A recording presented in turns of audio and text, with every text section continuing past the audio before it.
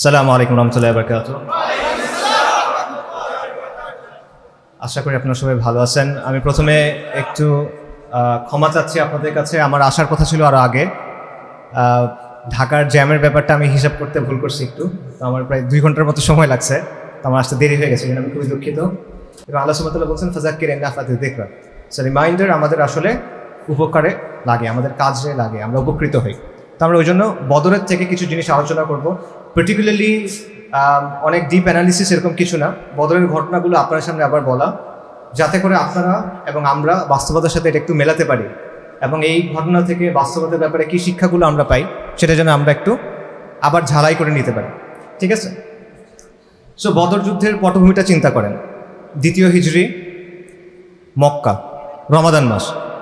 রাসূলুল্লাহ সাল্লাল্লাহু আলাইহি ওয়াসাল্লামের ফুপু আতিকা বিনতে আব্দুল মুত্তালিব, উনি একদিন একটা স্বপ্ন দেখলেন রাত্রেবেলা। উনি স্বপ্ন দেখলেন যে একটা উট আসতেছে মক্কার দিকে এবং সেই উটের পিঠে একজন আরোহী, সেটা চিৎকার করে মক্কার অধিবাসীদের ডাকতেছে। আচ্ছা, চিৎকার করে মক্কার অধিবাসীদেরকে ডাকতেছে। আচ্ছা, এবং সেই উট এবং উটের আরোহী তারা আস্তে আস্তে স্বপ্নের মধ্যে দেখতেছেন এটা, আস্তে আস্তে প্রথমে কাবার উপর উঠে গেল, তারপর মক্কার একটা পাহাড়ের উপর উঠল এবং তারপর বলল যে তোমরা 3 দিনের মধ্যে ধ্বংস হয়ে যাবা। স্বপ্নের মধ্যে ঘটতেছে এসব। এবং তারপর সে একটা পাথর ছুঁড়ে মারল মক্কার দিকে, সেই পাথর ভেঙে পাথরের টুকরা মক্কার প্রত্যেকটা ঘরের মধ্যে ঢুকে গেল। স্বপ্ন শেষ। স্বপ্ন কে দেখছেন? আতিকা বিনতে আব্দুল মুত্তালিব, রাসূলুল্লাহ সাল্লাল্লাহু আলাইহি ওয়াসাল্লামের ফুপু। এই স্বপ্ন দেখার পর উনি তো খুবই পেরেশান যে এটা আসলে সিম্বলিক স্বপ্ন, আসলে এটা মানে ব্যাপারটা আসলে কি, এটা নর্মাল কোনো স্বপ্ন না, বোঝা যাচ্ছে। এবং এই পরিবারের তো মানে ইতিহাস আছে স্বপ্নের, আর আপনারা জানেন। তো ওই জায়গা থেকে উনি খুবই চিন্তিত, মানে এটা ব্যাপারটা কী হলো। এবং উনি এটা কার সাথে কথা বললেন? আব্বাসের সাথে, আর আব্বাসের সাথে রাদিয়াল্লাহু আনহু, ওনার সাথে কথাটা বললেন। উনি বললেন যে এই কথাটা আপনি আর কারোর সাথে, তো এই স্বপ্নটা আতিকা বিনতে আব্দুল মুত্তালিব দেখলেন, তিনি আল আব্বাসকে বললেন। আল আব্বাস বললেন এটা নিয়ে তুমি কারোর সাথে কথা বলো না। উনি গিয়ে ওনার এক বন্ধুর সাথে এটা নিয়ে কথা বললেন। আচ্ছা, তাকে বললেন যে তুমি এটা কারোর সাথে কথা বলো না। সে গিয়ে তার বাবাকে বললো এবং বললো যে তুমি এটা কারোর সাথে কথা বলো না। তো এইভাবে ওই দিনের মধ্যে বা খুব দ্রুত পুরো মক্কার মধ্যে এই খবরটা ছড়ায় পড়লো। আল আব্বাস যখন বাইতুল্লাহ তাওয়াফ করতে গেলেন, উনি গিয়ে দেখলেন যে আবু জাহেল সহ কুরাইশের যে নেতারা আছে তারা বসে আছে এবং তারা এই স্বপ্নটা নিয়ে কথা বলতেছে। তো ওনাকে দেখার পর সে ডাকলো, দেখে মানে খুব মানে তাচ্ছিল্য করে বলতেছে যে বনু আব্দুল মুত্তালিবের তো সবাই এখন নবী হয়ে যাচ্ছে, তোমাদের ফ্যামিলির পুরুষরা একসময় নবী ছিল, এখন তোমাদের মহিলারাও নবী হয়ে যাচ্ছে। এভাবে খুব অপমান করলো এবং বললো যে তোমাদের স্বপ্নে তোমরা 3 দিনের কথা বলছো, তো 3 দিন শেষ হোক, এর মধ্যে যদি কিছু না হয় আমরা আরবে বলবো যে এই পরিবারের মতো মিথ্যুক পরিবার আর কেউ নেই।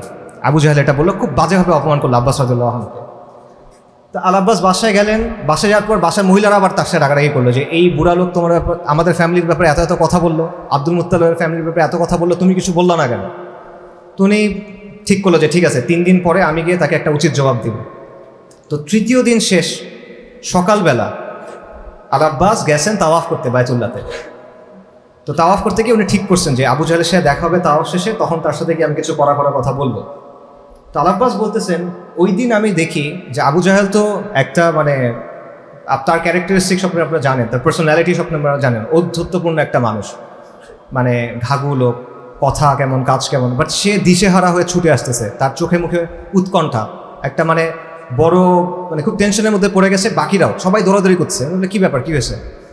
ঘটনা হলো দামদাম ইবনু আমর আল গিফারি নামে একজন ভদ্রলোক, এক লোক, উনি ওই সময় মক্কার ভিতর ঢুকে উট থেকে নামছে, উটের নাক কেটে দিছে, নিজের পোশাক ছিঁড়ে ফেলছে, তারপর চিৎকার করে বলছে ইয়া কুরাইশ, তোমাদের কাফেলা আক্রমণ হতে যাচ্ছে, সাহায্য, কিন্তু আমার মনে হয় তোমরা এটাকে বাঁচাইতে পারবা না।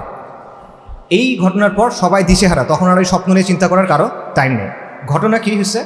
ঘটনা হলো আবু সুফিয়ানের নেতৃত্বে কুরাইশদের একটা কাফেলা, বাণিজ্য কাফেলা সিরিয়াতে যাচ্ছিল আর শামে যাচ্ছিল, এবং ওটা মানে কুরাইশদের বিশাল পরিমাণ বিনিয়োগ সম্পদ ওই কাফেলার সাথে। রাসূলুল্লাহ সাল্লাল্লাহু আলাইহি ওয়াসাল্লাম তার গুপ্তচরদের মাধ্যমে, তার ইন্টেলিজেন্সের মাধ্যমে এটা জানতে পারছেন। জানা মাত্র রাসূলুল্লাহ ঠিক করছেন যে আমরা এটাকে অ্যাটাক করব, এবং অ্যাটাকটাও মুসলিমদের বাহিনীর সাথে সাথে বের হয়ে গেছে, লম্বা কোনো সময় নেয় নাই। এবং রাসূলুল্লাহ কী বলছেন? যাদের সাথে বাহন আছে তারাই শুধু যাবা, আর কেউ না। মক্কাতে যদি গিয়ে সময় নিয়ে বাহন টাহন নিয়ে আসা হতো তাহলে অ্যাটলিস্ট 1500 মানুষ নিয়ে আসা যেত, যোদ্ধা। কিন্তু রাসূলুল্লাহ বলছেন যে না, এখন যাদের সাথে বাহন আছে শুধুমাত্র তারা। সো অল্প যে কজন মানুষ ছিল ওনারা বের হয়ে গেছেন। রাসূলুল্লাহ যে বের হয়ে গেছেন, এটা আবার আবু সুফিয়ান জানতে পারছে যে আমার সাথে কুরাইশদের সব ধন সম্পদ নিয়ে আমি ব্যবসা করতে যাচ্ছি, মুহাম্মদ তো আসতেছে সাল্লাল্লাহু আলাইহি ওয়াসাল্লাম। তো এই চিন্তা থেকে সে কি করলো, দ্রুত মক্কাতে একটা খবর পাঠাইলো যে আমাদেরকে হেল্প করো। হেল্প করতে কাকে পাঠাইলো, মানে এই খবরটা নিয়ে কাকে পাঠালো, এই আদামদাম ইবনু আমর আল গিফারিকে। সেই আতিকা বিনতে আব্দুল মুত্তালিবের স্বপ্ন দেখা তৃতীয় দিন এসে মক্কায় ওই কাহিনী বলল। এটার পর কুরাইশ দিশেহারা এবং উৎকণ্ঠিত। কুরাইশের সব নেতারা, একদম কুরাইশদের এলিট, সবাই একসাথে হয়ে যে না, এটা এখন বন্ধ করতে হবে যে কোনোভাবে, আমাদের কাফেলা তো আমাদের বাঁচাতে হবে, দুনিয়া তাদের কাছে অনেক বেশি ইম্পর্টেন্ট। সো তারা কি হয়েছে, এটা করতে হবে। তারা বের হয়ে গেল, একদম তাদের বড় বড় সবচেয়ে ভালো বাহন, অস্ত্রশস্ত্র সজ্জিত হয়ে তারা বের হয়ে গেল। আচ্ছা, এরপরে এদিকে কি হয়েছে, আবু সুফিয়ান জানতে পারছে যে রাসূলুল্লাহ সাল্লাল্লাহু আলাইহি ওয়াসাল্লাম বদরের দিকে আসতেছে। এটা জানার পর সে যেটা করলো, সে একদিকে তো হেল্পের জন্য মানুষ পাঠাইছে, খবর পাঠাইছে, বাট এটা জানার পর সে যেটা করলো যে ঠিক আছে, আমি এখান থেকে সরাই নিয়ে চলে যাই। সে পুরো কাফেলাকে সরাই উপকূলের দিকে নিয়ে গেল। আবু সুফিয়ানের কাফেলা কিন্তু ছোট ছিল, মনে করেন 40-50 জন মানুষের বেশি না, 40 জন বারবার আসছে সিরাত। সে ওটা নিয়ে চলে গেল এবং চলে গিয়ে সে আরেকটা খবর পাঠাইলো কুরাইশের কাছে যে যুদ্ধ করার আর দরকার নাই, কাফেলা সিকিউর, কাফেলা সেফ আছে, এত চিন্তা করার দরকার নেই, ঠিক আছে, আমাদের আর যুদ্ধ করার প্রয়োজন নেই। কিন্তু আবু জাহেল তখন কি বলল, আবু জাহেল বলল যে না, আমরা বদরে যাব, বদরে গিয়ে আমরা 3 দিন অবস্থান করব, আমরা মদ খাবো, আমরা গান বাজনা করব, দাসীরা আমাদের মনোরঞ্জনের জন্য নাচবে, বেদুইনরা আমাদের এই অভিযান নিয়ে গল্প লিখবে, কবিতা লিখবে, এটা চর্চিত হবে আরবে, মানে আমরা দেখাই দিব আমরা বাপের বেটা, রাইট, আমাদের কত শান মান সম্মান মর্যাদা কুরাইশ দেখাই দিবে। মুহাম্মদ সাল্লাল্লাহু আলাইহি ওয়াসাল্লাম এবং এইদেরকে, এই যে মুসলিমদেরকে আমরা দেখাবো যে আমাদের সম্মান কত, আমরা কুরাইশ। তো এই কথাটা আল্লাহ সুবহানাহু ওয়া তাআলা আল কোরআনে বলছেন, আল্লাহ সুবহানাহু ওয়া তাআলা আল কোরআনে বলছেন যে তোমরা তাদের মতো হয়ো না যারা বের হয়েছিল কেন, অহংকারের জন্য, লোক দেখানোর জন্য, এবং কেন, ওয়ায়াসুদ্দুনা আন সাবিলিল্লাহ, মানুষকে আল্লাহর রাস্তা থেকে বিরত রাখার জন্য।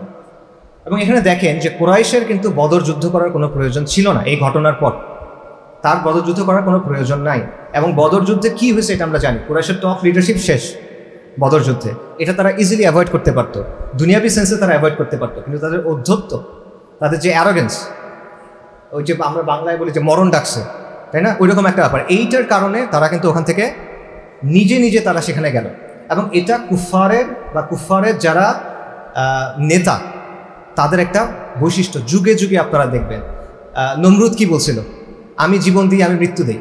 ফিরাউন কি বলছিল, আনা রাব্বুকুমুল আলা।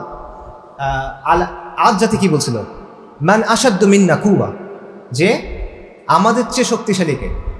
এবং বর্তমান সময় যে কুফার আছে, হিন্দুত্ববাদী যারা আছেন, এদেরও দেখবেন এই ঔদ্ধত্যটা আছে, তারা অনেক কাজ করে যেটা তাদের করার দরকার নেই, তারা তাদের জায়গায় নর্মালি থাকতে পারে, কিন্তু এই ঔদ্ধত্যটা তাদের মধ্যে আছে যে মান আশাদ্দু মিন্না কুওয়া, আমাদের চেয়ে শক্তিশালীকে। কিন্তু তারা এটা বুঝে না, আওয়ালাম ইয়ারাও, বলেন আয়াতটা বলেন, আওয়ালাম ইয়ারাও আল্লাহুল্লাযী খালাকাহুম হুয়া আশাদ্দু মিনহুম কুওয়া, যে যেই আল্লাহ তাদেরকে তৈরি করছেন তিনি কি তাদের চেয়ে বেশি শক্তিশালী নন, এই জিনিসটা তারা ভুলে যায়। আচ্ছা, এবং এরপরে যেটা হলো যে বদরের যুদ্ধের সময় উম্মতে মুহাম্মাদি বনী ইসরায়েলের সাথে নিজের পার্থক্যটা প্রমাণ করছে। সেটা কি, প্রথমে যখন আবু সুফিয়ানের কাফেলাকে আক্রমণ করার কথা হবে, সেইখানেও রাসূলুল্লাহ সাল্লাল্লাহু আলাইহি ওয়াসাল্লাম সাহাবায়ে কেরামের কথা জানতে চাইছিলেন যে আপনারা কি বলেন। তো মুহাজির সাহাবী তারা তো সবাই বলে দিয়েছেন, আবু বকর রাদিয়াল্লাহু আনহু, ওমর রাদিয়াল্লাহু আনহু, তারা বলছেন যে হ্যাঁ আমরা অবশ্যই যুদ্ধ করব। বাট রাসূলুল্লাহ সাল্লাল্লাহু আলাইহি ওয়াসাল্লাম এখানে আনসারি সাহাবীদের কথা শুনতে চাচ্ছিলেন, কারণ এখানে একটা বিষয় ছিল। সেই বিষয়টা হলো, আনসাররা যে বায়াত করছেন সেটা হলো মদিনাতে তারা রাসূলুল্লাহ সাল্লাল্লাহু আলাইহি ওয়াসাল্লামকে সেফটি দিবেন, প্রোটেক্ট করবেন। এইটা টেকনিক্যালি মদিনার ভেতরে না, মদিনার বাইরে। বদর হলো মদিনা থেকে 100-150 কিলোমিটারের মতো, আপনারা জানেন। তো এই জায়গায় তারা চাইলে বলতে পারতো যে আমরা তো মদিনার কথা বলছি, এটা তো বদর, মদিনা না। কিন্তু প্রথমে কি হলো, সাদ ইবনে উবাদা রাদিয়াল্লাহু আনহু, আনসারীদের বড় নেতা, উনি বললেন, ইয়া রাসূলুল্লাহ, আপনি মনে হয় আমাদের কথা শুনতে যাচ্ছেন, আপনি যান, আপনি যদি সমুদ্র পর্যন্ত যান আমরা আপনাকে সমুদ্র পর্যন্ত ফলো করব। এটা উনি বলেন, সুবহানাল্লাহ। দ্বিতীয় বিষয়টা হলো, ওই যে আমরা বললাম যে আবু সুফিয়ান তো তার বাহিনী কাফেলা সরায়ে উপকূলে চলে গেছে, সেটা ছিল 40 জনের। কিন্তু কুরাইশের বাহিনী, আবু জাহেলের সেনাবাহিনী, সেটা আসতেছে মক্কা থেকে। এবং এটা যখন মুসলিমরা বুঝলো যে না, এখন আমাদের বাণিজ্য কাফেলা না, কুরাইশের মূল বাহিনীর সাথে আমাদের এখন লড়াই হবে, সেটার সংখ্যা কত? 1000-এর মতো। তখন ব্যাপারটা ডিফারেন্ট। আপনি যুদ্ধ করতে বের হয়েছেন 40 জনের সাথে, এখন আপনি জানছেন 1000। জিনিসটা চেঞ্জ হয়ে গেছে, ইকুয়েশন চেঞ্জ হয়ে গেছে। তখন রাসূলুল্লাহ সাল্লাল্লাহু আলাইহি ওয়াসাল্লাম আবারও মাশওয়ারা করলেন, শুরা করলেন, ডাকলেন সবাইকে। মুহাজির সাহাবীরা আবারও বললেন, ইয়া রাসূলুল্লাহ, আপনারা ফাইট করেন, আমরা আপনার সাথে আছি, আবু বকর ওমর রাদিয়াল্লাহু আনহুম আজমাইন। কিন্তু তখনও রাসূলুল্লাহ আবারও আনসারীদের কথা শুনতে যাচ্ছিলেন। তো তখন আল মিকদাদ ইবনু আসওয়াদ উনি একটা কথা বলছেন, যেটা আলহামদুলিল্লাহ এখনো পর্যন্ত উম্মতে মুহাম্মাদি এটা নিয়ে গর্ব করে, কিয়ামত পর্যন্ত এটা উম্মতে মুহাম্মাদি এটা নিয়ে গর্ব করবে। উনি বলছেন, ইয়া রাসূলুল্লাহ, আপনি যান, আমরা কখনো বনী ইসরাঈলের মতো বলবো না যে আপনি আপনার রব গিয়ে যুদ্ধ করেন, আমরা যাব না। বরং আমরা আপনার সাথে যুদ্ধ করব, আমরা আপনার সামনে যুদ্ধ করব, পিছনে যুদ্ধ করব, ডানে যুদ্ধ করব, বামে যুদ্ধ করব। আপনি এবং আপনার রবকে যুদ্ধ করবেন, আমরা আপনার সাথে যুদ্ধ করব। এটা উনি বললেন। সো এইটা শুনে রাসূলুল্লাহ সাল্লাল্লাহু আলাইহি ওয়াসাল্লাম অনেক খুশি হলেন যে এই বিষয়টা, এবং আলহামদুলিল্লাহ এটা হলো উম্মতে মুহাম্মাদের বৈশিষ্ট্য, বনী ইসরাঈলের বৈশিষ্ট্য না। এবং এইখানেও কিন্তু সাহাবীদের মধ্যে সবাই মানসিকভাবে প্রস্তুত ছিলেন না এই যুদ্ধটার জন্য, এই অবস্থাটার জন্য, যেটা আল্লাহ সুবহানাহু ওয়া তাআলা কোরআনে বলছেন। ভাই একটু আয়াতে বলছেন, কুতিবা আলাইকুমুল কিতাল ওয়া হুয়া কুরহুল লাকুম, এই আয়াতে আল্লাহ বলছেন। সাহাবীদের মনের কি অবস্থা ছিল এটা আল্লাহ এখানে প্রকাশ করছে। আচ্ছা, আরেকটা বিষয় এটা আপনারা জানেন যে বিজয়ের যে ব্যাপারটা, বিজয়টা কিভাবে আসে। আমরা কিন্তু যখন চিন্তা করি এখনো উম্মতের পুনরুত্থান কিভাবে হবে, আমাদের পুনর্জাগরণ কিভাবে হবে, তখন আপনি দেখবেন আমরা যেই উত্তরগুলো আমাদের সমাজে বা বিশ্বে মানুষ বেশি পছন্দ করে, এই সবগুলো হলো দুনিয়াবে কিছু জিনিসপত্রের কথা, যে আমাদের অস্ত্র লাগবে হয়তো, বা আমাদের জ্ঞান বিজ্ঞান লাগবে, ডিগ্রি লাগবে, এই লাগবে, সেই লাগবে। কিন্তু আপনি যদি বদরের জিনিসটা দেখেন, বদরের হিসাবটা হলো কাফেরদের সংখ্যা প্রায় 1000 বা 1000, মুসলিমদের সংখ্যা 300-এর একটু বেশি বা 310-এর একটু বেশি, কেউ 13 বলছেন, 17 বলছেন, 19 বলছেন। তো প্রায় 3 ভাগের 1 ভাগ। কাফেরদের এখানে প্রচুর উট এবং ঘোড়া, মুসলিমদের 2টা ঘোড়া, আর জুবাইরের একটা, মিকদাদের একটা, রাদিয়াল্লাহু আনহু আজমাইন, 70টা উট, আর কিছু নাই। এই অবস্থায় তারা যুদ্ধ করতে গেছেন। তো এখানে জেতার কিন্তু কোনো কথা না। এবং সহিহ বুখারীর বর্ণনা আছে, আল বারা ইবনে মালিক উনি বলতেছেন যে তালুতের সাথে যুদ্ধে বনী ইসরাঈলের যে কয়জন ছিল, আমরা বলতাম যে বদরের যুদ্ধে এরকম কয়জন ছিল। তালুতের সাথে যুদ্ধে আপনার আবারও জানেন, সূরা বাকারার ঘটনা, যে বড় সেনাবাহিনী বের হয়েছিল, বা যেতে যেতে যেতে যেতে অল্প কিছু মানুষজনে টিকে ছিল, কারণ আল্লাহ ফিল্টারিং করছিলেন। তো ওনারা বলতেন যে আমাদেরও এরকম। এবং আরেকটা কথা বলতেন যে তালুতের সাথে যুদ্ধে বনী ইসরাঈলের যারা ছিল, এরা হলো বনী ইসরাঈলের সবচেয়ে ভালো যারা, তারা। এবং আমরাও বলি যে বদরের যুদ্ধে যারা ছিল, এটা হলো উম্মতে মুহাম্মাদের ওই সময়ের পৃথিবীর সবচেয়ে শ্রেষ্ঠ যারা, তারা। আচ্ছা, এরপরে আপনারা জানেন যে সংখ্যা কেমন ছিল, যে মুহাজির সাহাবী ছিল প্রায় 86 জন সম্ভবত। আল আউসের সংখ্যা ছিল 170, আল আউস ছিল 61, আল খাজরাজ ছিল 70-এর মতো। কেন? আল খাজরাজের বাসা ছিল, মানে তাদের বসতি ছিল মদিনার উঁচু দিকে, এই কারণে তারা আসতে পারেন নাই, কারণ রাসূলুল্লাহ তো সময় দেন নাই, বলছেন যাদের বাহন আছে চলে আসো, এটা একটা কারণ।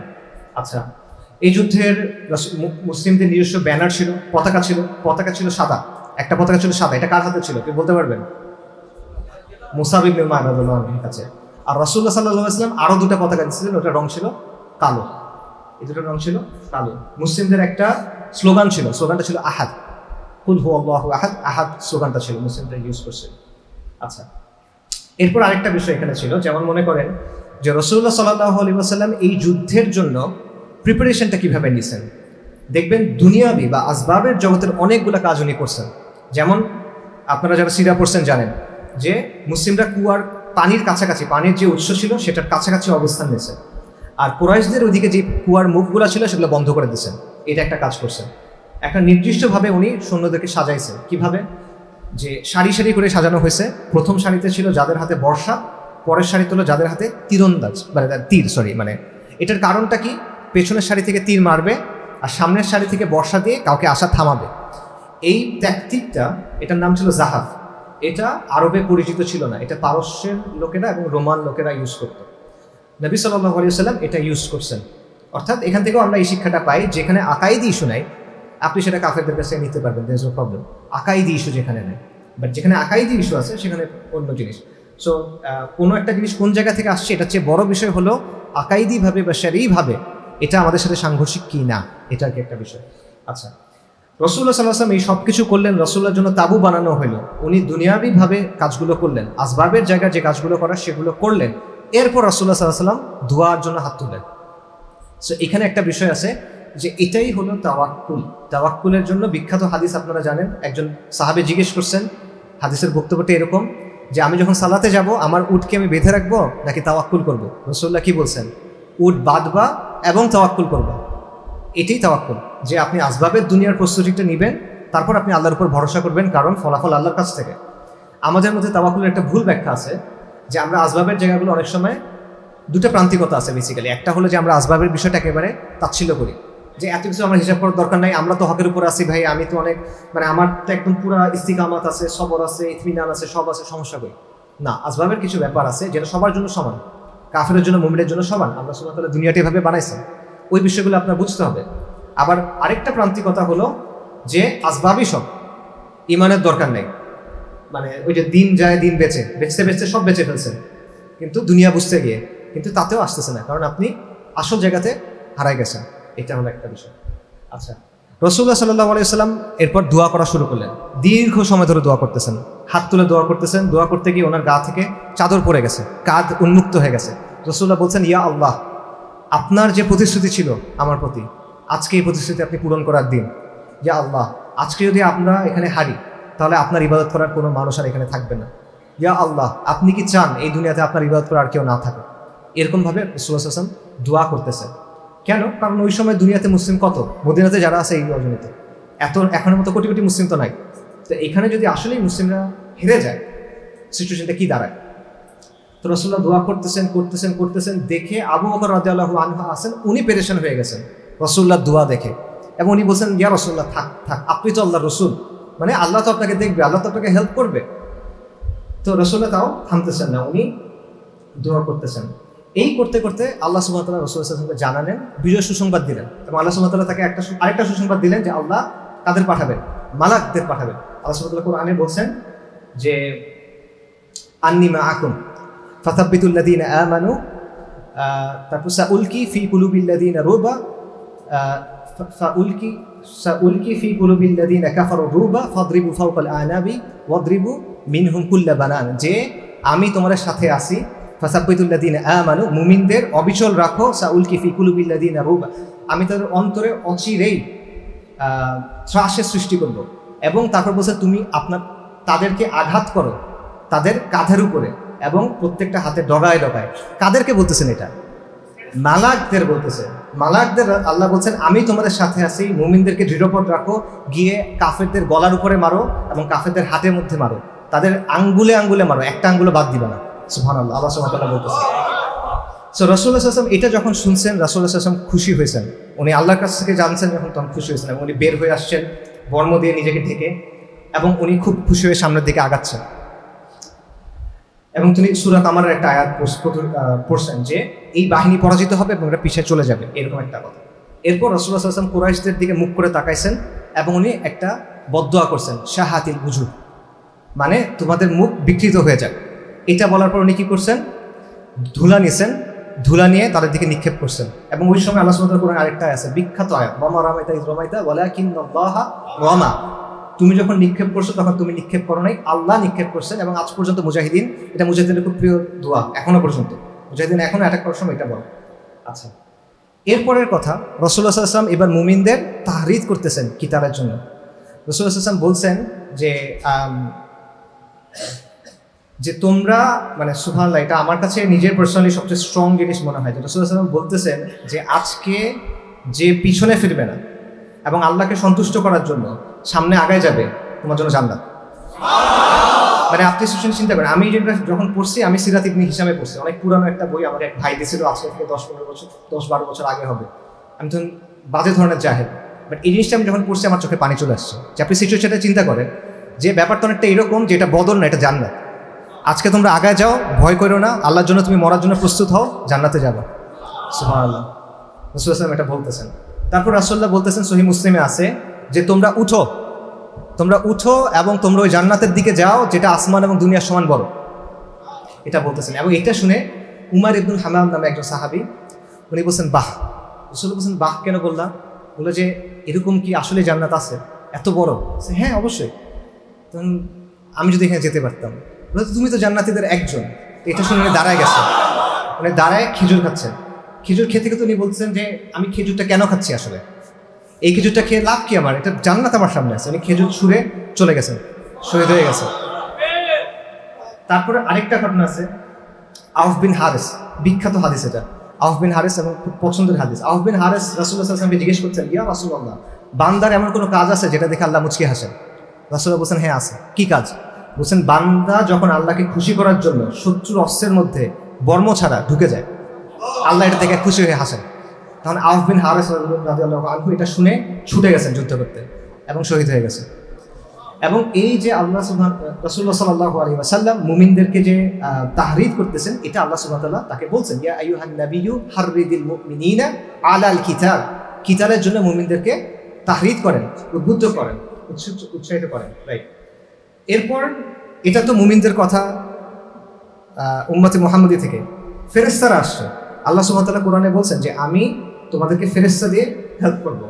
বিআলফিম মিনাল মালাইকাতি মুরদিফিন, আমি 1000 মালাইকা পাঠাবো, একটার পর একটা, একজনের পর একজন।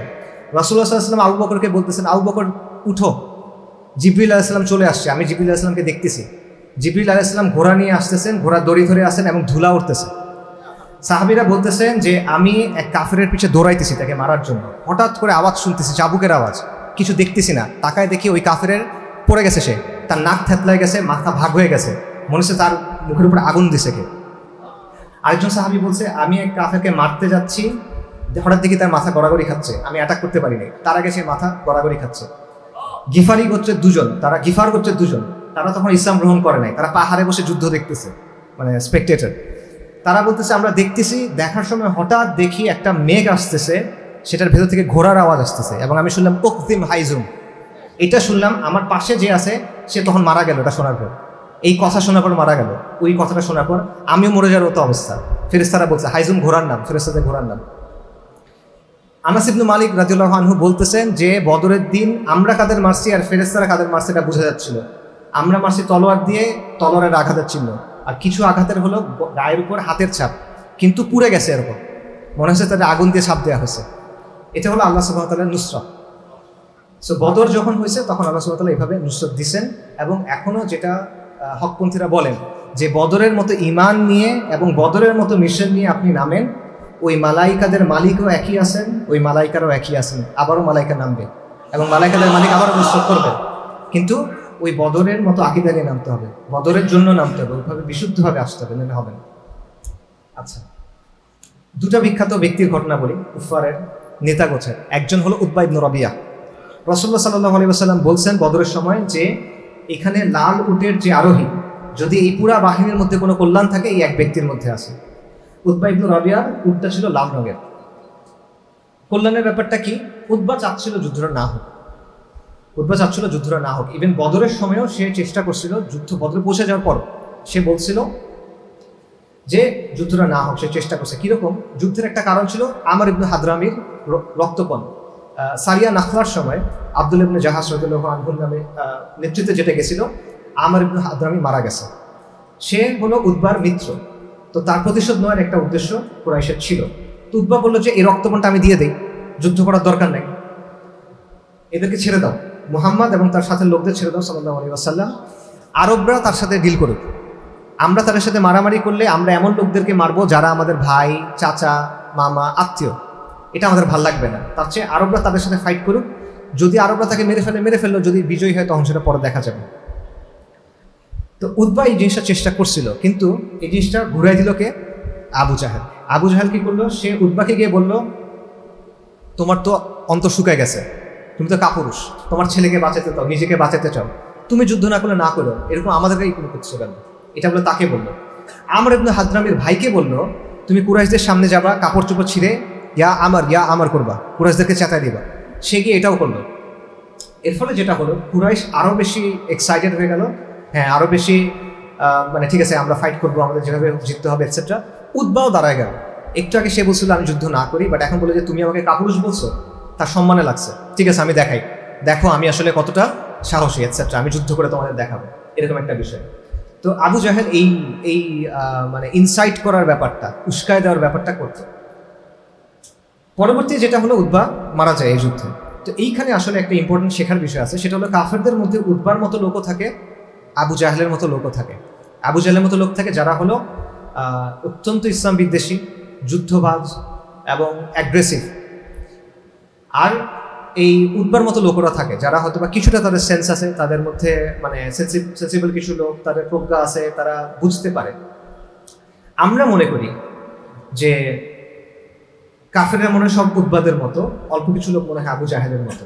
এবং আমরা যদি উতবাদের খুশি করতে পারি তাহলে কাফেররা মনে হয় আমাদের ছেড়ে দিবে। বর্তমানে আমরা এভাবে চিন্তা করি, আন্তর্জাতিকভাবে, দেশের ভিতরেও। ঠিক আছে, এই ব্যাপারটা আসলে এরকম না। কাফেরদের নিজেদের মধ্যে যখন সংঘাত হয় তখন এটা সত্য, তখন উতবার মতো লোকরা ভালো পজিশনে থাকে। এক কাফেরের সাথে আরেক কাফেরদের এক গোত্রের সাথে আরেক গোত্রের, বা এক ধরনের একদিনের অনুসারী কাফেরের সাথে আরেক দিনের অনুসারী কাফেরের লড়াই হচ্ছে, এই জায়গায় সেন্সিবলরা প্রিভেইল করে। কিন্তু যখন এটা দ্বীনুল ইসলামের সাথে সংঘাতের বিষয় হয় তখন প্রত্যেকটা বার আবু জাহেলরাই প্রিভেইল করে। আবু জাহেলরা যেটা চায় ওটাই হয়। এবং উতবাদের মতো যারা থাকে তাদের কথাটা চাপা পড়ে যায়, বরং কি হয়, উতবারাও দাঁড়ায় যায় যে তুমি আমাকে কাপুরুষ বলছো, আমি এটা প্রমাণ করে দেখাবো। এটা সবসময় মাথায় রাখতে হবে যে কাফেররা যখন দ্বীন ইসলামের সাথে সংঘাতের বিষয় হয় তখন আলটিমেটলি তারা আবু জাহেলের লাইনটাই ফলো করে। সে ডেমোক্রেট হোক, সে রিপাবলিকান হোক, সে ইউরোপিয়ান হোক, সে ইসরায়েলি হোক, যেটাই হোক, সে কাফের হোক, সে মুশরিক হোক, কংগ্রেস হোক, বিজেপি হোক, ডাজন্ট ম্যাটার, সেম জিনিস, একই ধরনের বিষয়। আল কুফরু মিল্লাতুল ওয়াহিদ এখানে। এবং আরেকটা বিষয় সেটা হলো যে কুফার যখন ইসলামের সাথে বিষয়টা আসে তারা তাদের নিজেদের নিয়মই মানে না। এটা আমরা অনেক বলি, যেমন আজকেও আমরা বলি যে তারা শান্তির কথা, অধিকারের কথা বলে, সেখানে কি হচ্ছে, এটা কিন্তু শুরু থেকে। যেমন আবু সুফিয়ানের এক ছেলেকে মুসলিমরা বন্দি করছিল এবং মুক্তিপণ চাইছিল, এবং এটা আরবদের রীতি, মুক্তিপণ দিয়ে ছাড়াই আনবে। আবু সুফিয়ান বলছে না, তাকে আমি ছাড়াবো না। সে তার ছেলেকে কীভাবে ছাড়াইছে, হজের সময় যারা হাজি তারা কিন্তু প্রোটেক্টেড, এটা এখনও প্রোটেক্টেড। এবং মিল্লাতে ইব্রাহিমের জায়গা থেকে বা ইব্রাহিমের অনুসারী হওয়ার জায়গা থেকে আলাইহিস সালাম কুরাইশরাও কিন্তু হাজিদের প্রোটেকশন দিত, কোনো হাজিকে ক্ষতি করা যায় না। কিন্তু এই নিয়মটা ভেঙে সে এক মুসলিমকে বন্দি করছে, তারপর বলছে ছাড়াই নিয়ে যাও। মানে মুক্তিপণ দিয়ে নিজের ছেলেকে সে ছাড়াই নেয়, কিন্তু যেই বিধান কুরাইশরা শত শত বছর ধরে ভাঙে নেয় সেটা সে ভাঙছে। এটা এখনও হয়। কাফেররা অনেক কথা আপনাকে বলে তাদের নিজেদের বিষয়, যেটা শুনে আপনার কাছে মনে হবে যে এগুলো তাদের মানে আকিদা, পবিত্র আকিদা, ডেমোক্রেসি হইতে পারে, মানবাধিকার হইতে পারে, শান্তি হইতে পারে, এটসেট্রা এটসেট্রা। কিন্তু যখন ইসলামের কথা আসে আপনি দেখবেন এগুলো কোনোটা সে মানে না, তখন সেটার বিপরীত করে। তো এটা হলো একটা বিষয়। আরেকটা যেটা বিষয় সেটা হলো আবু জাহেলের ঘটনাটা। এটাও খুব ইন্টারেস্টিং একটা ঘটনা। আবু জাহেল মারা গেল কিভাবে, এই ঘটনার দুইটা বর্ণনা আছে। একটা হলো আব্দুর রহমান ইবনু আউফ রাদিয়াল্লাহু আনহু থেকে। উনি বলতেছেন যে যুদ্ধের তীব্রতার মাঝখানে উনি দেখলেন যে ওনার পাশে দুইটা ছেলে, বাচ্চা ছিল, এবং উনি এটাতে একটু হতাশ হইল। কারণ যুদ্ধের সময় আমরা মানে যে কেউ আসলে আপনি চাইবেন, মিছিলেও আপনি চাইবেন যে আপনার সাথে সন্ডা টন্ডা টাইপের লোকজন থাকুক। ওনার পাশে দুইটা বাচ্চা, কিশোর টাইপের ছেলে। এনাদের একজন এসে বলতেছে, চাচা আমাকে একটু দেখা দেন আবু জাহেল কোনটা। এটা কেন? কারণ উনি আনসারিরা আবু জাহেলকে চিনে না। আবু জাহেলকে কারা চিনে? মুহাজিররা চিনে, মুহাজিরুন চিনে। আমাকে আবু জাহেলকে দেখা দেন। বলছে বেটা তুমি কেন জিজ্ঞেস করতেছো? বলে আমি শুনছি আবু জাহেল রাসূলুল্লাহ সাল্লাল্লাহু আলাইহি ওয়াসাল্লামকে গালি দিত, আবু জাহেল রাসূলুল্লাহ সাল্লাল্লাহু আলাইহি ওয়াসাল্লামকে সবচেয়ে বেশি ক্ষতি করতো, কষ্ট দিত। আল্লাহর কসম আমি যদি ওকে দেখি আজকে হয় ও থাকবে তাহলে আমি থাকবো।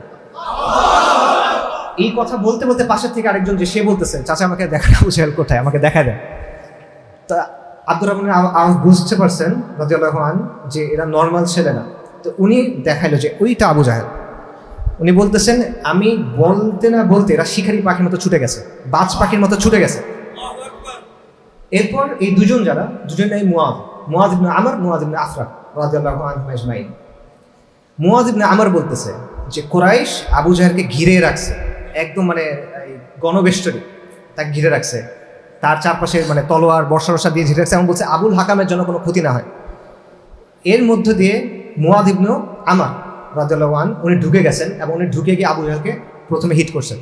উনি বলছেন যে আমি ওকে মারছি, ওর হাঁটুর নিচ থেকে খেজুরের মতো উড়ে গেছে, বাতাসে যাবে খেজুরের অংশ উড়ে গেছে। কিন্তু ইকরামা বিন আবু জাহেল উনি এখন ইসলাম গ্রহণ করেন নাই, বীর যোদ্ধা। উনি তখন তার বাবাকে যখন অ্যাটাক করা হয়েছে উনি মুআয রাদিয়াল্লাহু আনহুকে অ্যাটাক করছেন ঘাড়ের উপরে। তো উনি বলছেন যে আমার এটা যখন করছে আমার হাত কেটে গেছে, হাড্ডি সহ সব কেটে গেছে, চামড়া রয়ে গেছে, সো হাতটা ঝুলতেছে। তো কুরাইশরা তো ঘেরাও দিয়ে রাখছে আবু জাহেলকে, তো ওইখানে উনি লড়াই করতে হচ্ছে, হাত একটা কাটা অবস্থায়। তো উনি এক হাত পেছনে নিয়ে এক হাত তলোয়ার দিয়ে ফাইট করতেছেন। একটু পরে দেখছেন যেভাবে ফাইট করা যাচ্ছে না, তখন উনি কী করছেন, উনি থামছেন, হাতটা পায়ের নিচে রেখে টান দিয়ে ছিঁড়ে ফেলছেন। এর মধ্যে আবু জাহেল পড়ে আছে, তাকে ঘিরে রাখছে অন্য মুয়াদ ইবনে আফরা, উনি এবার এসে আবু জাহেলকে মারছেন। এখন আবু জাহেল পড়ে গেছে মৃত প্রায়, মানে এখন সে আর বাঁচবে না, মরার মতো পর্যায়ে পৌঁছে গেছে। রাসূলুল্লাহ সাল্লাল্লাহু আলাইহি ওয়াসাল্লাম সাহাবীদের জিজ্ঞেস করতেছেন আবু জাহেলের কী অবস্থা, আমাকে কে বলবে আবু জাহেলের কী অবস্থা। আব্দুল্লাহ ইবনে মাসউদ বলছেন ইয়া রাসূলুল্লাহ আমি বলবো। আব্দুল্লাহ ইবনে মাসউদ বের হয়েছেন, উনি বের হয়ে গিয়ে দেখেন আবু জাহেল পড়ে আছে এবং সে মারা যাবে এরকম একটা অবস্থা। আব্দুল্লাহ ইবনে মাসউদ তখন আবু জাহেলের বুকের উপর পা রাখছে, পা রেখে বলছেন আবু আল্লাহ, আল্লাহর শত্রু, তুমি দেখছো আল্লাহ তোমাকে এভাবে অপমানিত করছে। আবু জাহেল বলছে কে, আল্লাহ আমাকে অপমানিত করছে, আমার চেয়ে এলিট এখানে আজকে কে আছে। ইস্তিকবার, কিবর, তার মানে অহংকারটা দেখেন, ঔদ্ধত্য দেখেন, আমার চেয়ে এলিট এখানে কে আছে, মারা যাচ্ছে এই অবস্থায় সে বলতেছে। আরেক বর্ণনায় আছে আব্দুল্লাহ ইবনে মাসউদ তার যখন বুকের উপর পা তুলছে তখন বলছে যে বকরির রাখালরা তো অনেক উপর উঠে গেল আজকে, আবু জাহেল বলতেছে, কারণ আব্দুল্লাহ ইবনে মাসউদ মক্কাতে বকরি চড়াইতেন, তো বলছে রাখালরা তো অনেক উপর উঠছে, মানে আবু জাহেলের পায়ের উপর তুমি পা তুলছো এরকম আর কি, এরকম একটা জিনিস বললাম। মানে তার ঔদ্ধত্য মৃত্যুর আগ পর্যন্ত তার ঔদ্ধত্য যায় নাই। আব্দুল্লাহ ইবনে মাসউদ রাদিয়াল্লাহু আনহু গলাটা কাটছেন, কেটে রাসূলুল্লাহ সাল্লাল্লাহু আলাইহি ওয়াসাল্লাম নিয়ে আসছেন, এনে বলছেন ইয়া রাসূলুল্লাহ, আল্লাহর দুশমন এটা। রাসূলুল্লাহ বলছে আসলেই এটা আসলে আবু জাহেল, খুশি হয়েছেন রাসূলুল্লাহ। তারপর রাসূলুল্লাহ সাল্লাল্লাহু আলাইহি ওয়াসাল্লাম বলছেন সাদাকা ওয়াদা, আল্লাহ সুবহানাহু ওয়া তাআলা তার ওয়াদা সত্য করছেন। এবং প্রত্যেক উম্মতের একটা ফিরআউন থাকে, এই উম্মতের ফিরআউন আবু জাহেল। এখন এখানে একটা বিষয় দেখেন, আবু জাহেলকে আল্লাহ সুবহানাহু ওয়া তাআলা কাদেরকে দিয়ে মারাইলেন। মুসলিমদের মধ্যে মুহাজিরদের মধ্যে আরবের শ্রেষ্ঠ বীররা ছিলেন, কিন্তু হামজা ছিলেন, আসাদুল্লাহ রাদিয়াল্লাহু আনহু, কুরাইশের মুহাজিররা অন্যান্যরা ছিলেন, রাসূলুল্লাহ সাল্লাল্লাহু আলাইহি ওয়াসাল্লাম নিজে ছিলেন। কিন্তু আবু জাহেলকে আল্লাহ সুবহানাহু ওয়া তাআলা তিনজনের হাতে মারলেন। আনসারীদের দুইটা কিশোর এবং আব্দুল্লাহ ইবনে মাসউদ। আব্দুল্লাহ ইবনে মাসউদ কুরাইশদের ক্ষুদ্র একটা গোত্রের অংশ, উনি এলিটদের অংশ না, দাসীর ছেলে ছিলেন এবং খুব হালকা পাতলা ছিলেন। আব্দুল্লাহ ইবনে মাসউদ একবার ঘটনা আছে, উনি খেজুর গাছের উপর বসে আছেন, বাতাসে ওনার পাটা বের হয়ে গেছিল, শুকনা পা। সাহাবীরা হাসতেছে যে তার পা এত হালকা। রাসূলুল্লাহ বলছে তোমরা হাসতেছো কেন, কিয়ামতের দিন মিজানে এটা উহুদ পাহাড়ের চেয়ে ভারী হবে আব্দুল্লাহ ইবনে মাসউদের পা।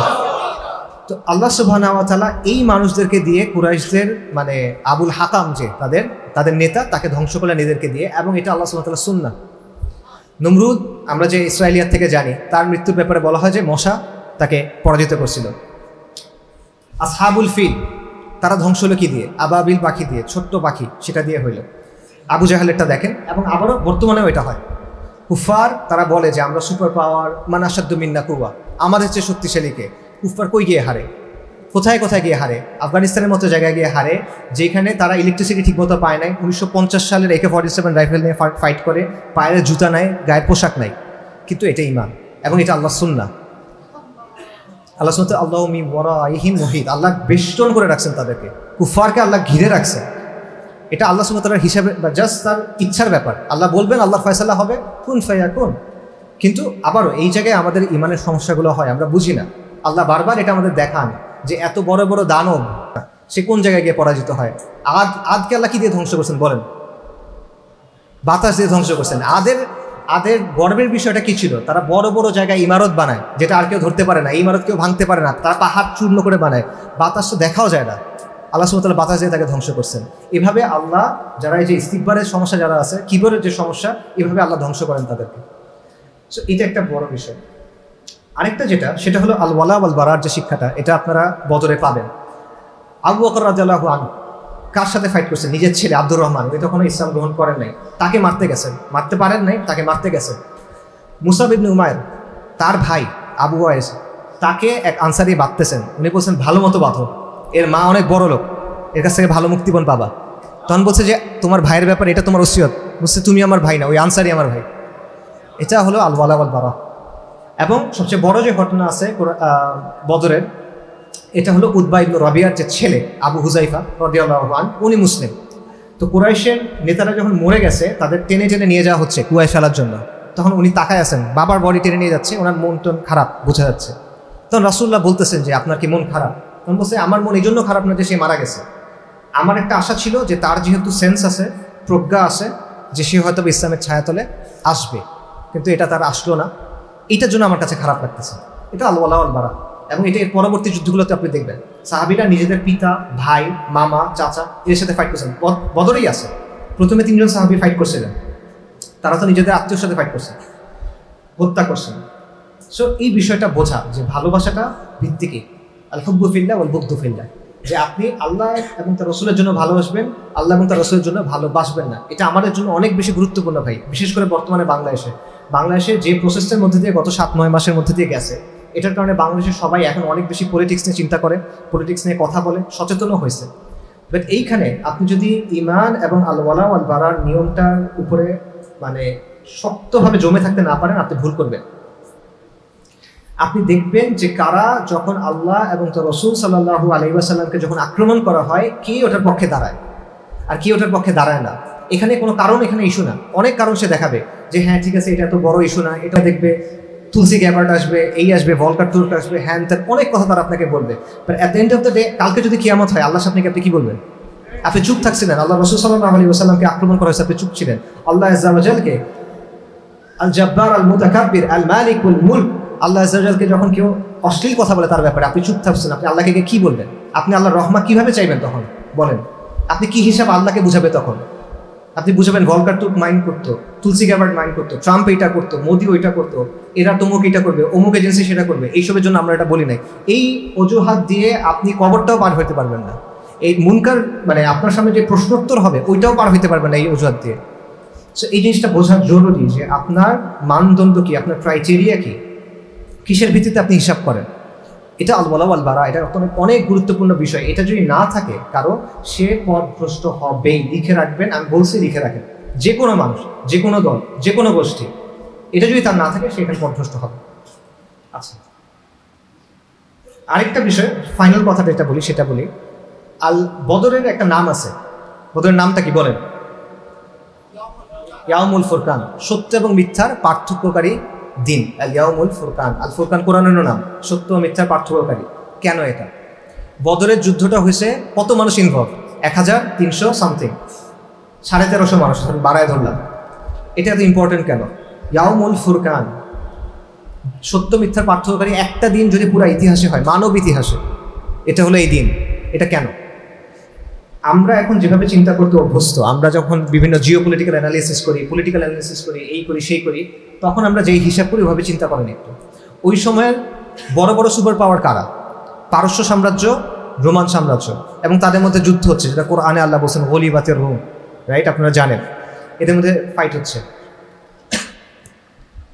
আর এর মধ্যে তাদের মধ্যে কয়েকশো বছর ব্যাপী ফাইট হচ্ছে।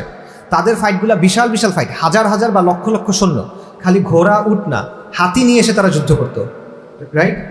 এবং লক্ষ লক্ষ মানুষ মারা গেছে এদের যুদ্ধে। সেইখানে আরবের একটা জায়গা মক্কা বা হিজাজ, এটা হলো একটা ব্যাকওয়াটার।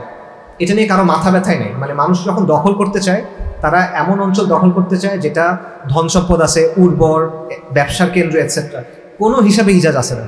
এটা একদম মানে রুক্ষ সূক্ষ্ম একটা জায়গা, কেউ ওখানে যেতে চায় না। ওই জায়গাতে মক্কার ভিতরে এক ব্যক্তি নিজেকে নবী বলছেন, তারপর উনি বের হয়ে গেছেন, তারপর তার ওই শহরের লোকের সাথে তিনি নতুন যে শহরে গেছেন সেই শহরের যুদ্ধ হচ্ছে, মাত্র 1300 মানুষের যুদ্ধ। এটা ইয়াউমুল ফুরকান কিভাবে হয়? সাল্লাল্লাহু আলাইহি ওয়াসাল্লাম, কিভাবে হয় বলেন? এটা এইভাবে হয় যে পারস্য এবং রোমানদের যে ফাইট, এই ফাইটটা কি নিয়ে ছিল? এই ফাইটটা ছিল স্বার্থ নিয়ে, এই ফাইটটা ছিল রাজ্য নিয়ে, এই ফাইটটা ছিল ক্ষমতার দ্বন্দ্ব নিয়ে, এই ফাইটটা ছিল এই ধরনের প্রতিযোগিতা নিয়ে, রাইট? বদরের ফাইটটা কিসের সাথে ছিল? বদরের ফাইটটা হলো ঈমান আর কুফরের। বদরের ফাইটটা হলো তাওহীদ আর শিরকের। বদরের ফাইটটা হলো ইসলাম আর জাহেলিয়াতের, হক আর বাতিলের। এই জন্য এটা ইয়াউমুল ফুরকান। কারণ যে কোনো, আপনি যখন একটা বই পড়েন, একটা বড় গল্পের বই যখন পড়বেন, অনেক ক্যারেক্টার থাকে না গল্পের বইয়ে? কিন্তু মেইন ক্যারেক্টার কয়টা থাকে? একটাই থাকে। গল্পের প্লট লাইন অনেক থাকে, সাবপ্লট থাকে, অনেক ঘটনা ঘটে, কিন্তু মূল স্টোরি লাইন একটা হয়, রাইট? পুরা মানব ইতিহাসের মূল স্টোরি লাইন হলো এটা, হক আর বাতিলের যে লড়াই, এটা আর কোনো কিছু। বাকিগুলো সব সাবপ্লট। নূহ আলাইহিস সালাম 950 বছর দাওয়া করছেন, 100 জনের কম মানুষ দাওয়া গ্রহণ করছেন। আপনি হিসাব করতে বসলে এটা কিচ্ছু না, কিন্তু ওই সময়ের ইতিহাসে এটা সবচেয়ে গুরুত্বপূর্ণ বিষয়। এই বিষয়টা মাথায় রাখা খুব গুরুত্বপূর্ণ, যে কোনো সময় পুরো ওয়ার্ল্ডের ঘটনা প্রবাহ আপনি বিশ্লেষণ করবেন, বোঝার চেষ্টা করতেছেন, অ্যানালিসিস করতেছেন। আমরা অনেক কিছু হিসাব করি, কিন্তু আপনি হক আর বাতিলের বিষয়টা হিসাব করেন না। এটা করেন না দেখে আমরা ভুল উপসংহারে গিয়ে পৌঁছাই। আমাদের হিসাব করতে হবে এই জায়গা থেকে। এবং এটা ওই সময়ের হিসাবে আমি হিসাব করছি, বদরের যুদ্ধ যখন হয়েছে গ্রেগরিয়ান ক্যালেন্ডারে, মানে যে ক্যালেন্ডারে আমরা আজকে ফলো করি, এই হিসেবে 624 খ্রিস্টাব্দ মার্চ মাসের 13 তারিখ। ওই সময় পৃথিবীর পুরা পৃথিবীর জনসংখ্যা বেশি হইলে 20 থেকে 30 কোটি আনুমানিক। তার মধ্যে 1300 মাসের যুদ্ধ লিটারেলি কিছু না, কিন্তু এটা এই কারণেই বিষয়, এটা এই কারণে ইয়াউমুল ফুরকান, কারণ এটা হক এবং বাতিলের লড়াই। এই কথাটা বিশ্বকে যখন বুঝবেন তখনও সামনে রাখবেন, এই কথাটা বাংলাদেশকে যখন বুঝবেন তখনও সামনে রাখবেন। আবারও বলতেছি, আমরা অনেক হিসাব করি এখন, এ দল, বি দল, সি দল, ডি দল, নতুন দল, পুরনো দল, এটা সেটা অনেক হিসাব আমরা করতেছি। কিন্তু আপনি হক আর বাতিলের হিসাবটা করতে হবে আপনার, যে হকের পক্ষে কে আছে, বাতিলের পক্ষে কে আছে। বাকি সব কিছু সাবপ্লট, বাকি সব কিছু ফুটনোট। আজকে থেকে 100 বছর পর যখন আপনি ইতিহাস লিখবেন, এখন আপনার কাছে যেই বিষয়গুলো মনে হচ্ছে সবচেয়ে গুরুত্বপূর্ণ, দেখবেন একটা পেজের মধ্যে মানে একটা মেনশনও নাই। কাদের মেনশন আছে? যাদেরকে আপনি হিসেবে হয়তো বা ধরতেছেন না, যারা হয়তো বা কম। কারণ বদরের মানুষ বদরের সময়ও কম, আজকেও কম, এটা বাস্তবতা। এটা আল্লাহ সুবহানাহু ওয়া তাআলার সুন্নাহ, কাম মিন ফিয়াতিন। আল্লাহ সুবহানাহু ওয়া তাআলা বলছে যে কতবার এরকম হয়েছে যে একটা ছোট দল একটা বড় দলের বিপক্ষে বিজয়ী হয়েছে। সো এই বিষয়টা ফাইনালি আমি এখানে শেষ করতেছি, সেটা হলো এই বিষয়টা আপনারা মাথায় রাখবেন যে বদরকে আল্লাহ ইয়াউমুল ফুরকান বলছেন, কারণ এটা হক এবং বাতিলের মীমাংসাকারী একটা দিন ছিল। এটার মাধ্যমে সর্বশেষ নবী আল্লাহ সুবহানাহু ওয়া তাআলা বলেছেন, ওয়ালাকাদ বা'আসনা ফি কুল্লি উম্মাতিন রাসূলান আন ইয়াবুদুল্লাহা ওয়াজতানিবুত তাগুত। প্রত্যেক কওমের মধ্যে আল্লাহ সুবহানাহু ওয়া তাআলা রাসূলকে পাঠাইছেন, যারা বলছেন তাগুতকে বর্জন করো এবং আল্লাহর ইবাদত করো। এটা প্রত্যেক রাসূল বলে আসছেন, যেটা সিলসিলা শুরু আদম আলাইহিস সালাম থেকে। যেটার সর্বশেষ হলো সাইয়্যিদুল মুরসালিন রাসূলুল্লাহ সাল্লাল্লাহু আলাইহি ওয়াসাল্লাম। সেই সাইয়্যিদুল মুরসালিনের মিশনের প্রথম ডিসাইসিভ যে ফাইট, সেটা হলো ইয়াউমুল বদর, যেই কারণে এটা ইয়াউমুল ফুরকান। তো এইটা সবসময় মাথায় রাখবেন যে আল ওয়ালা ওয়াল বারা এবং হক এবং বাতিলের যে দ্বন্দ্ব, এই দুটা মাপকাঠি দিয়ে যদি আপনি বিচার না করেন, আপনি অবশ্যই অবশ্যই অবশ্যই ভুল কনক্লুশনে পৌঁছাবেন, ভুল সাইডে যাবেন হিস্ট্রি। ঠিক আছে, আশা করি আমরা এই বিষয়গুলো বোঝার চেষ্টা করবো এবং এগুলো থেকে ইনশাআল্লাহ তাআলা বেনিফিট হওয়ার চেষ্টা করবো। আমি খাস করে একটা অনুরোধ করবো আপনাদেরকে, এটা রমাদান মাস ইবাদতের মাস, দোয়া কবুল হওয়ার মাস। আপনারা খাস করে অবশ্যই নিজেদের জন্য দোয়া করবেন, আপনারা উম্মার জন্য দোয়া করবেন, উম্মার বন্দীদের জন্য দোয়া করবেন, আপনারা বাংলাদেশের জন্য খাসভাবে দোয়া করবেন যেন আল্লাহ এই অঞ্চলটাকে, এই মাটিটাকে ইসলামের জন্য প্রশস্ত করেন। এটা অদ্ভুত একটা জায়গা, এটা কখনো ইসলামের শক্তির কেন্দ্রের সাথে যুক্ত ছিল না, কখনো না। এটা চারপাশে মুশরিকরা, শুরু থেকে এটা চারপাশে, পূর্ব পশ্চিম উত্তর দক্ষিণ, দক্ষিণে খালি বঙ্গোপসাগর, বাকি 3 দিকে মুশরিক। আরাকান বলেন, ওইদিকে ইন্ডিয়া বলেন, 7 সিস্টার্স বলেন, প্রত্যেকটা দিকে মুশরিক। এই জায়গাটাতে এতগুলো মুসলিমকে আল্লাহ দিয়েছেন। খালি এতগুলো না, এরা হলো, আপনি যদি হিসাব করেন, বর্তমান পৃথিবীতে মুসলিমদের মধ্যে 3rd লার্জেস্ট এথনিক গ্রুপ হলো বাঙালিরা। পুরো মুসলিমের মধ্যে 3rd লার্জেস্ট এথনিক গ্রুপ বাঙালিরা।